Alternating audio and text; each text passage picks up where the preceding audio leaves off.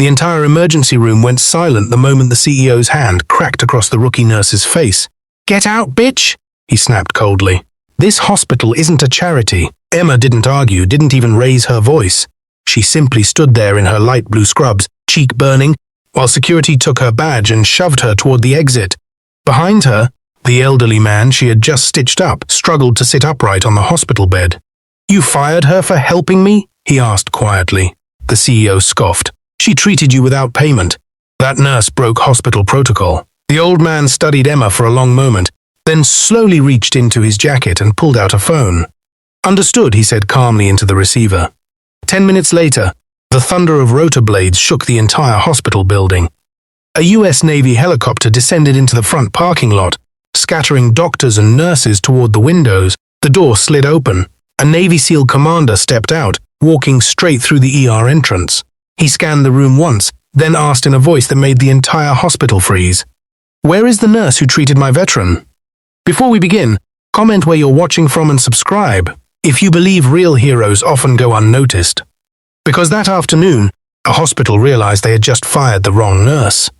The emergency room at St. Gabriel Medical Center was loud even on calm days. But that afternoon, the air carried a different kind of tension.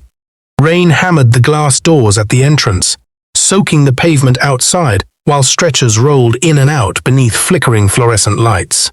Emma Carter moved quickly between beds in her light blue scrubs, tying back her blonde hair as she checked monitors and adjusted IV lines. She was still new here, the rookie nurse who volunteered for the shifts nobody else wanted. The late nights, the messy cases, the patients who couldn't afford the kind of care St. Gabriel preferred to offer only after paperwork was complete.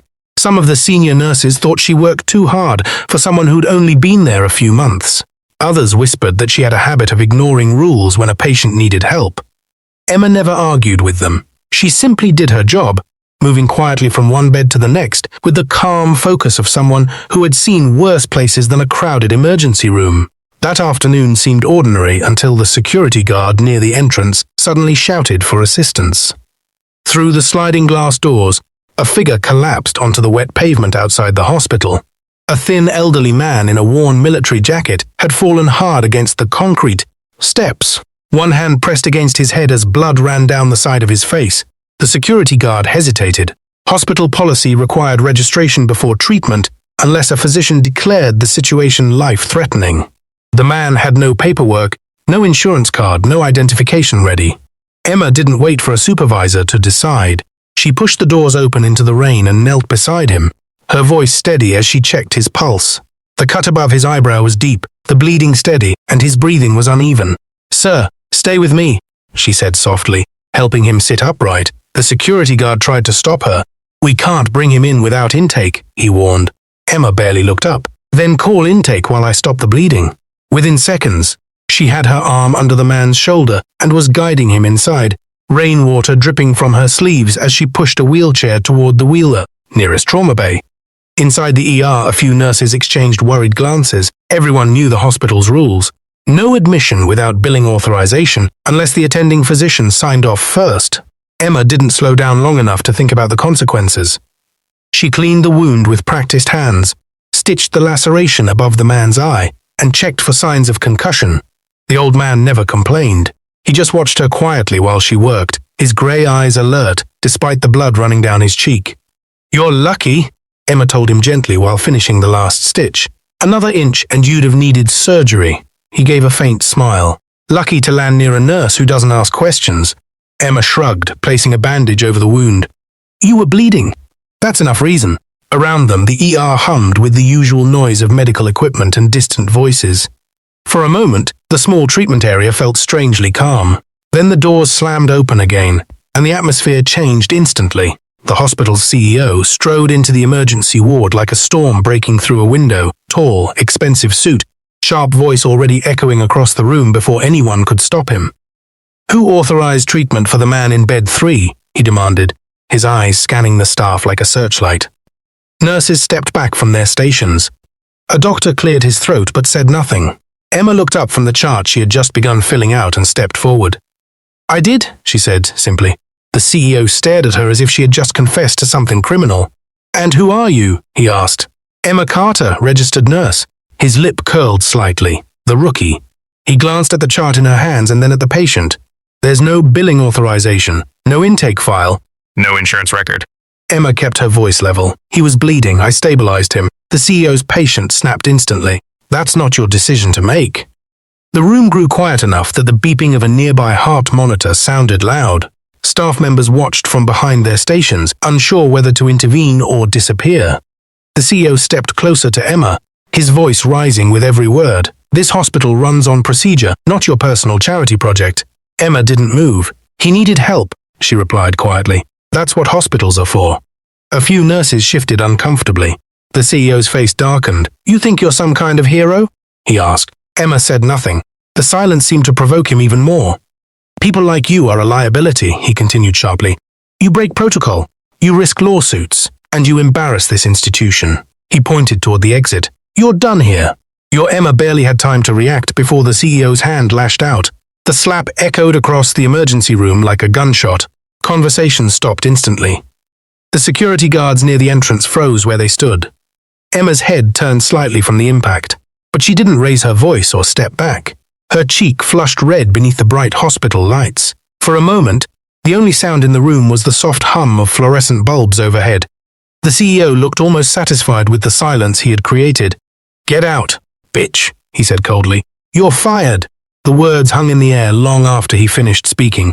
Two security guards approached awkwardly, unsure whether they were escorting a criminal or a colleague. Emma removed her ID badge without protest and handed it to one of them. She glanced once toward the patient she had treated. The elderly man had pushed himself upright on the hospital bed, watching the entire scene with a calm expression that didn't match the chaos around him. Emma walked toward him before leaving. Your stitches should hold, she said quietly. Try to rest for a few hours. The man studied her face for a long moment. You helped me when no one else would, he said. Emma gave a small, tired smile. That's the job. Then she turned and walked toward the exit doors, security following a few steps behind. The ER slowly returned to motion after she left, but the tension remained thick in the air. Staff avoided the CEO's gaze as he straightened his jacket and ordered someone to discharge the patient immediately. The elderly man swung his legs off the bed and stood carefully. His posture was steadier than before, and the faint smile returned to his face. You shouldn't have fired that nurse, he said calmly. The CEO scoffed. She broke protocol for a man who can't even pay his bill. The old man reached into the inside pocket of his worn jacket and pulled out a phone. His fingers dialed a number with quiet precision. Yes, he said into the receiver after a moment. It's Chief Davis. The CEO rolled his eyes and turned away, already dismissing the conversation as irrelevant. The veteran's voice remained calm. The medic is here, he continued quietly, and they just fired her. Outside the hospital, Emma stepped into the rain, the cold wind brushing across her face where the slap had landed. The sky above the parking lot was grey and heavy, clouds hanging low over the city like a storm waiting to break. She paused under the small awning near the employee entrance, unsure where she would go next. Losing the job didn't hurt as much as she expected. What lingered instead was the familiar weight of quiet disappointment. The same feeling she had known years earlier when systems meant to save lives chose rules over people. She reached into her bag and touched a small metal object hidden inside, something she carried but rarely looked at anymore. Then she closed the bag again and started walking toward the street. Behind her, the hospital door slid open and the elderly veteran stepped outside, watching her disappear down the sidewalk. He slipped his phone back into his pocket and looked up toward the dark sky above the parking lot. 10 minutes later, the quiet afternoon shattered as the thunder of rotor blades tore across the hospital grounds and the staff inside St. Gabriel rushed to the windows just as a massive Navy helicopter descended toward the parking lot, because someone important had just arrived looking for the nurse they had fired. The thunder of rotor blades swallowed the sound of the rain as the Navy helicopter descended toward the hospital parking lot, scattering loose papers and gravel across the asphalt. Nurses and patients crowded against the lobby windows, staring as the massive aircraft settled onto the pavement where staff usually park their cars. The wind from the rotor wash rattled the glass doors and bent the nearby trees sideways. Inside the ER, the CEO stepped toward the windows with visible irritation, clearly assuming this was some kind of medical evacuation mistake. Hospitals occasionally received helicopter transfers, but never like this. never with a full military aircraft landing directly in the main lot without warning. The moment the helicopter touched down, its side door slid open and two uniformed sailors jumped onto the wet pavement. Then a third figure stepped out behind them. He wore a dark tactical jacket over a navy uniform, his posture calm and controlled despite the chaos swirling around him. Even from inside the hospital, it was obvious he carried authority, and as he began walking toward the entrance, the entire lobby seemed to hold its breath. The automatic doors opened before anyone inside could react. The Navy officer entered with the quiet confidence of someone used to walking into unfamiliar territory without asking permission. Rainwater dripped from his boots onto the polished hospital floor as he scanned the room once, quickly and methodically, taking in the faces around him. The sailors who followed him remained near the doorway, their eyes alert as if expecting trouble. The CEO stepped forward immediately, his irritation returning now that the spectacle had an audience. "You can't just land a military helicopter on private property," he said sharply. "Who authorized this?" The officer didn't answer right away. His gaze moved across the emergency ward, past the nurses pretending to check charts and the doctors standing awkwardly beside their desks. Finally, he spoke, his voice calm, but carrying through the room with surprising weight. "Where is the nurse who treated my veteran?" The question seemed simple, yet the silence that followed it felt enormous. The CEO blinked, clearly confused by the wording. "Your veteran?" he repeated, almost scoffing. One of the nurses glanced toward the hallway, where Emma had walked out minutes earlier. Another shifted uncomfortably, suddenly remembering the slap that had echoed across the room not long ago. The officer's eyes moved slowly between them, reading the tension that nobody had spoken out loud. "An elderly man was treated here about 20 minutes ago," he continued. "Head injury, stitches above the right eye." Several staff members exchanged uneasy looks. The CEO waved his hand dismissively. "That patient is being discharged," he said. "He didn't have insurance." The officer studied him for a moment, the expression on his face neither angry nor surprised. "I'm not asking about his insurance," he replied quietly. "I'm asking about the nurse who helped him." A murmur rippled through the room. Somewhere behind the front desk, someone whispered Emma's name under their breath. At that moment, the sliding doors opened again, and the elderly veteran stepped inside from the rain. His jacket was still damp, the bandage above his eyebrow clean and neatly stitched. The moment the Navy officer saw him, his posture changed slightly, as if acknowledging someone important. "Chief Davis," he said, offering a small nod. The old man returned it with a faint smile. "Commander," he replied. The exchange happened so naturally that most of the hospital staff didn't even realize what it meant. The CEO, however, suddenly looked far less confident than he had a few seconds earlier. "You know each other?" he asked cautiously. The veteran glanced toward the hallway where Emma had disappeared. "That nurse," he said calmly, "stitched me up when your staff wanted to leave me bleeding on the sidewalk." The officer's eyes darkened slightly at that. "Where is she now?" he asked again. The room fell silent in a way that made several nurses lower their eyes. The CEO shifted his weight, trying to regain control of the situation. "She no longer works here," he said bluntly. "She violated hospital protocol." The words sounded far less impressive with two Navy sailors standing behind the officer near the door. The veteran chuckled softly, shaking his head as if he had expected exactly that answer. "Protocol," he repeated quietly. "That nurse stopped my bleeding before your administrators finished arguing about paperwork." The officer's gaze returned to the CEO. "You fired her," he said. "It wasn't a question." The CEO stiffened. "She treated a patient without authorization," he replied defensively. "That's not how this hospital operates." The officer studied him for a long moment, then slowly looked around the emergency room again. The tension in the air had shifted. Even the doctors who usually avoided confrontation seemed to sense that something about this conversation was going very wrong. Outside, the helicopter blades continued turning, their steady rhythm echoing faintly through the hospital walls. A young nurse near the reception desk whispered to her colleague, "Why would the Navy send a helicopter for one patient?" No one answered her. The veteran leaned casually against the counter, watching the exchange unfold with quiet amusement. "Commander," he said, glancing toward the doors again. "The medic is already gone." That word made the officer pause. He turned his head slightly. "Medic?" The veteran nodded. "You didn't recognize her?" he asked. The officer frowned for a moment, replaying something in his mind. "Blonde nurse?" the veteran continued. "Light blue scrubs, steady hands." A strange look crossed the officer's face. For a brief second, he seemed to be remembering something he couldn't quite place. She worked fast, the veteran added quietly. Too fast for someone fresh out of nursing school. The officer's eyes narrowed slightly as that detail settled in. The CEO folded his arms impatiently, clearly irritated that the conversation had drifted away from him. "Look," he said sharply, "whatever military business you have with that patient is none of our concern. The nurse broke hospital policy, and she's gone." The officer finally turned her back toward him, the calm in his expression now carrying a subtle edge.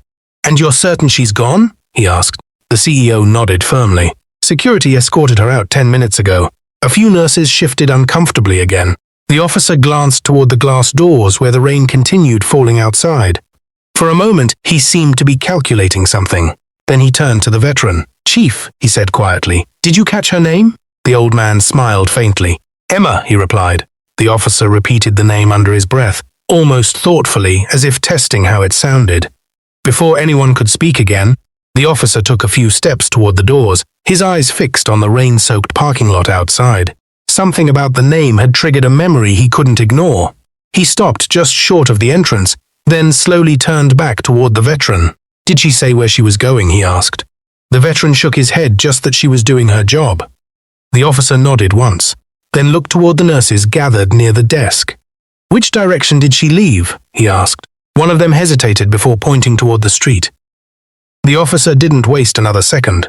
He walked back toward the entrance, signaling quietly to the sailors behind him. As the doors slid open and the rain blew inside, the hospital staff watched him step back into the storm, scanning the sidewalk as if searching for someone who had already disappeared. Inside the ER, the silence lingered long after he left.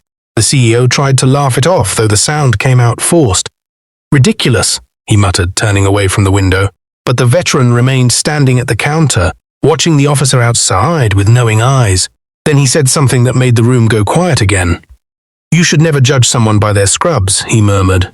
The CEO scoffed, pretending not to care.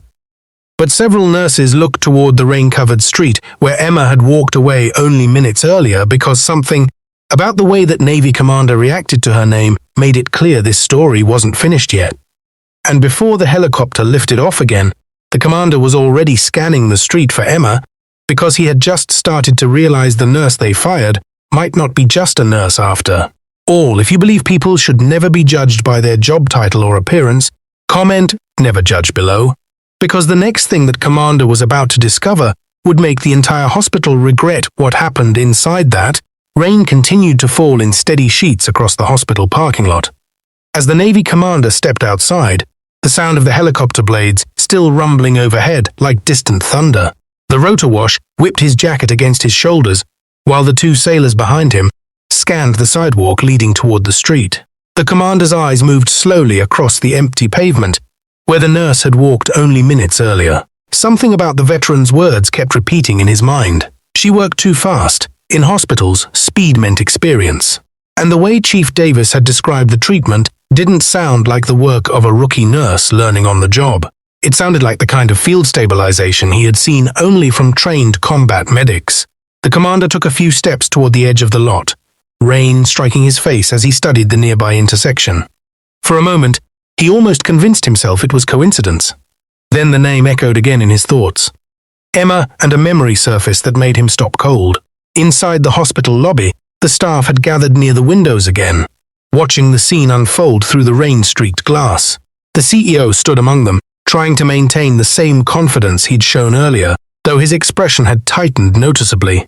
The old veteran leaned quietly against the counter, arms folded, as if he had already seen how this story would end. "He's looking for her," one of the nurses whispered. "Why would a Navy officer care about a nurse?" another murmured. The veteran answered without looking away from the parking lot.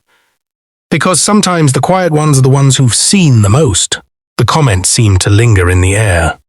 A young doctor frowned slightly, replaying the moment Emma had stitched the wound in his mind.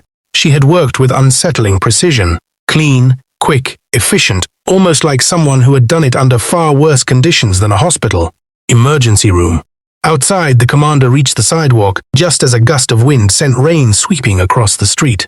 The traffic light at the corner flickered through red and green reflections on the wet asphalt. Then he saw her. Emma was halfway down the block, walking slowly beneath the dim glow of a street lamp, her hospital bag slung over one shoulder. She hadn't looked back once since leaving the building. The commander paused for a second before stepping forward. Something about her posture was familiar in a way he couldn't quite explain. Even through the rain, she walked with the steady balance of someone used to carrying equipment and moving through rough terrain. It wasn't the posture of a civilian nurse rushing home after a bad shift. It was the quiet, deliberate stride of someone trained to stay calm when the world around them fell apart.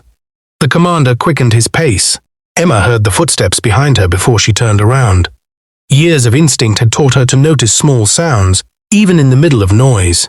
She stopped beneath the streetlight and looked over her shoulder. The Navy officer approached through the rain, his expression serious but not aggressive. For a moment, neither of them spoke. The helicopter's distant blades hummed behind him like a low mechanical heartbeat. "Emma Carter?" he asked finally. She studied him carefully before nodding. "That's me." Her voice carried the calm exhaustion of someone who had just lost a job, but was too tired to argue about it. The commander stopped a few feet away, rain dripping from the brim of his jacket. "You treated Chief Davis inside that hospital," he said. Emma shrugged slightly. "He needed stitches." The commander watched her hands for a moment. They were steady, even in the cold rain. "You stabilized him in under 5 minutes," he continued. "Most nurses take 15. Emma gave a faint half smile. "Guess I work fast." Back inside the hospital lobby, several staff members had moved closer to the glass doors, trying to see what was happening through the rain. The veteran stood quietly among them, clearly enjoying the tension spreading through the room. "He found her," one of the nurses whispered. The CEO crossed his arms, pretending the entire situation was an inconvenience rather than something spiraling out of control. "If he's here about that patient, it's already handled," he muttered. But the veteran shook his head slowly. "No," he said. "He's not here for the patient." The CEO frowned. "Then what?" The veteran's eyes never left the parking lot. "He's here for the medic." Out on the sidewalk, the commander tilted his head slightly as he studied Emma's face. "Where did you learn trauma stitching?" he asked quietly. Emma hesitated for a fraction of a second. "Nursing school," she replied. The answer sounded rehearsed, like something she had said many times before. The commander didn't react immediately. Instead, he reached into the pocket of his jacket and pulled out a small, waterproof tablet used by military personnel for field records. He tapped the screen once, scrolling through a list that seemed to contain hundreds of names. Emma watched him carefully now. The rain continued falling around them, the streetlight casting pale reflections across the wet pavement. Finally, the commander stopped scrolling. His eyes narrowed slightly as he read something on the screen. "Emma Carter," he repeated slowly. "Former petty officer, United States Navy." Emma's expression didn't change, but her silence said enough. The commander looked up from the tablet. "Combat medic," he continued, "attached to a reconnaissance unit operating overseas 3 years ago." Emma closed her eyes briefly, the rain dripping down her hair. She had hoped the past would stay buried where she left it. "That file should be sealed," she said quietly. The commander nodded once. "It is." He studied her again, the pieces finally beginning to fall into place. The veteran's call, the speed of the medical work, the steady hands. "Your unit was involved in an ambush during an extraction mission," he said carefully. Emma's jaw tightened slightly. "You've read enough," she replied. But the commander continued anyway. "You were the only medic assigned to the team." Emma looked down at the pavement. The rain masked the expression on her face, but the tension in her shoulders told the story clearly enough. Back inside the hospital, the veteran stepped away from the window and looked toward the CEO. "You slapped a Navy combat medic," he said calmly. The CEO scoffed. "She's a nurse who broke hospital policy." The veteran smiled faintly. "You still don't understand, do you?" The doctors nearby exchanged uncertain glances. One of them leaned toward the veteran. "What are you talking about?" he asked quietly. The old man gestured toward the street where the commander and Emma stood talking under the rain. "That nurse you fired," he said softly, "used to keep entire SEAL teams alive in places where hospitals didn't exist." On the sidewalk, the commander's voice lowered slightly. "Your squad was hit during a communications failure," he said. "Extraction delayed heavy casualties." Emma's hands tightened around the strap of her bag. She didn't answer. The commander watched her carefully. "You stabilized 3 wounded operators with nothing but a field kit," he continued. 9 hours under fire. Emma finally looked up at him, her eyes sharp despite the exhaustion. "You weren't there," she said quietly. The commander nodded. "No," he admitted, "but I know someone who was." Emma frowned slightly. The commander gestured toward the hospital behind him. "Chief Davis, he said. "He was part of the unit that requested your extraction that day." The words seemed to stop the rain itself for a moment. Emma stared at him, stunned by the connection she hadn't realized. Inside the hospital, the veteran watched through the window, knowing exactly what realization had just landed. The commander continued speaking, his voice calm but filled with quiet respect. "He recognized you the moment you stitched that wound," he said. Emma shook her head slowly. "I left that life behind," she whispered. The commander's gaze softened slightly. "Maybe," he replied, "but it clearly didn't leave you." For several seconds, neither of them spoke. The rain drummed softly against the pavement, and the helicopter's rotors continued spinning in the background. Then the commander turned toward the hospital building, his expression changing in a way that made Emma glance up. The calm professionalism in his eyes had shifted into something colder. "So," he said quietly, "the CEO fired you for helping a veteran." Emma gave a tired shrug. "That's how the system works." The commander looked back toward the ER windows where several hospital staff members were, still watching. Then he said something that made Emma freeze in place. "Good," he said calmly, "because I think it's time that hospital understands exactly who they just threw out." And with that, the Navy commander turned and started walking back toward the emergency room doors, leaving Emma standing in the rain as she realized the confrontation inside the hospital was only just beginning. The rain continued to fall as the Navy commander walked back toward the hospital entrance, his boots splashing through shallow puddles across the parking lot. Behind him, the helicopter's blades were still turning slowly, the low rhythmic thump echoing across the building like a distant drum. Emma remained standing under the streetlight for a moment, watching him go. Something in his expression had changed when he turned toward the hospital. Something colder and far more deliberate. She had seen that look before, years ago, in places where authority walked into rooms and quietly rearranged the balance of power without raising its voice. For a second, she considered simply walking away. She had already lost the job, already decided that St. Gabriel was just another system more concerned with paperwork than people. But instinct made her follow at a distance, her footsteps slow against the wet pavement as the commander pushed through the glass doors and stepped back into the hospital lobby. Inside, the atmosphere had grown tense enough that even the faint hum of medical equipment seemed louder than usual. Doctors stood near their stations, pretending to work while secretly watching the entrance. Nurses gathered near the reception desk, whispering quietly among themselves. When the commander walked in, the conversation stopped instantly. The two sailors who had remained near the doorway straightened slightly, their presence a silent reminder that the helicopter outside hadn't been some kind of mistake. The CEO stepped forward again, irritation returning now that he saw the officer had come back without the nurse. "I thought I made myself clear," he said sharply. "Your patient has been discharged and the employee responsible is no longer here." The commander looked at him calmly, rainwater still dripping from his jacket onto the polished floor. For a moment he said nothing, letting the silence stretch long enough to make several people in the room uncomfortable. Then he spoke in the same steady voice as before. "You're correct," he said. "She's not here. You fired her." The CEO folded his arms defensively. "She violated hospital policy," he replied. "We can't have staff making medical decisions outside their authority." The commander nodded slowly, as if acknowledging the explanation. "Interesting," he said, "because the woman you fired has spent years making medical decisions in places where hesitation meant people died." The words drifted through the room like a sudden drop in temperature. A few nurses exchanged glances, unsure whether they had heard him correctly. The CEO scoffed dismissively. "She's a nurse," he said, "not a soldier." The veteran who had been standing near the counter cleared his throat softly. "Actually," Chief Davis said, "she used to be both." Several heads turned toward him at once. The commander stepped aside slightly, allowing the veteran to move forward. The old man looked around the ER slowly, his eyes resting on the staff, who had watched Emma walk out only minutes earlier. "You see that nurse as someone who broke your rules," he said calmly. "The Navy saw her as the person who kept men alive when the rest of the system failed."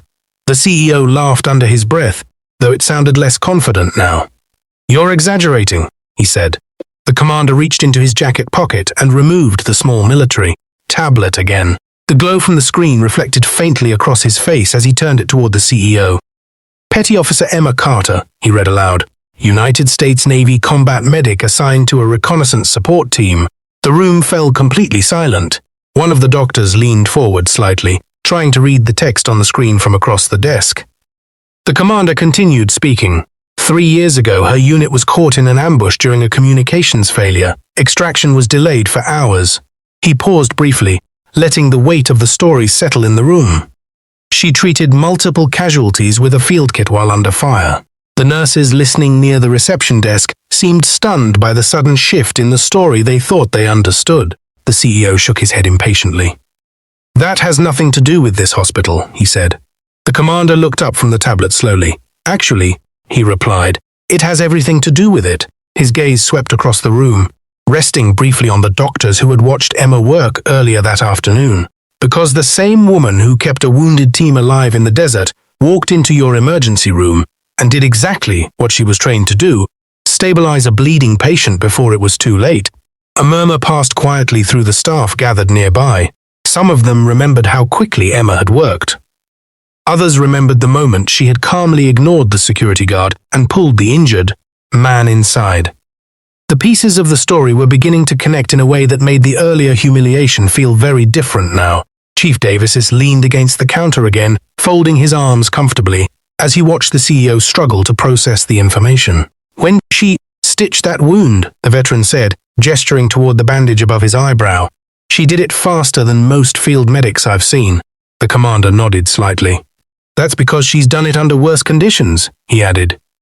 One of the younger nurses looked down at the floor, clearly remembering the moment Emma had quietly accepted the slap without arguing. The CEO's expression tightened as he realized the mood in the room had shifted away from him. "Even if that story is true," he said stubbornly, "she still violated hospital procedure." The commander studied him carefully for a second before replying. "You're right," he said calmly. "She did violate your procedure." Then he closed the tablet and slipped it back into his pocket.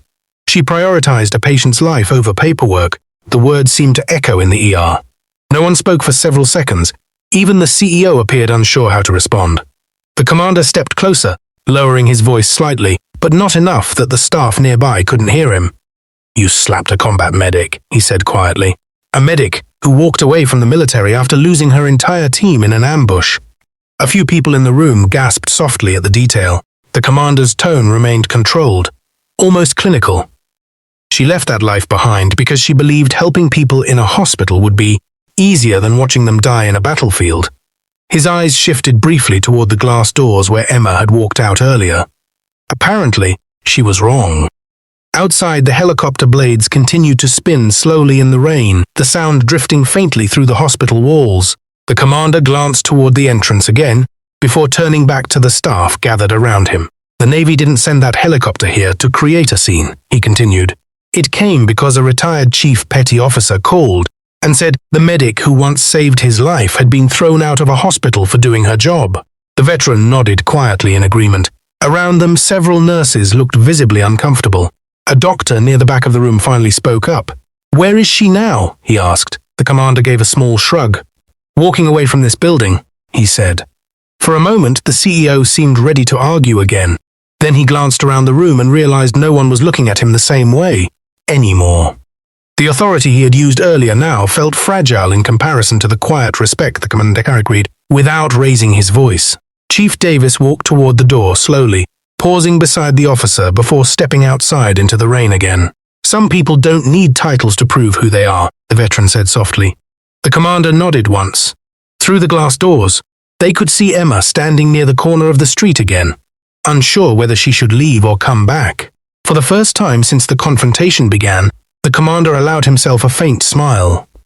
He stepped toward the door, pausing briefly before leaving the hospital. Behind him, the ER staff remained silent, each of them replaying the events of the afternoon with a very different understanding. Now, because the quiet rookie nurse they had watched get humiliated wasn't just another employee who broke a rule. She was someone who had spent years carrying the kind of responsibility most of them would never understand. And as the commander stepped outside to speak with her again, the entire hospital finally realized the truth they had missed all along. Sometimes the person who saves the most lives is the one who never feels the need to prove it. If this story reminded you that the quietest people often carry the strongest stories, consider subscribing. Because sometimes the greatest heroes are the ones walking past us in ordinary scrubs, simply doing the right thing when no one else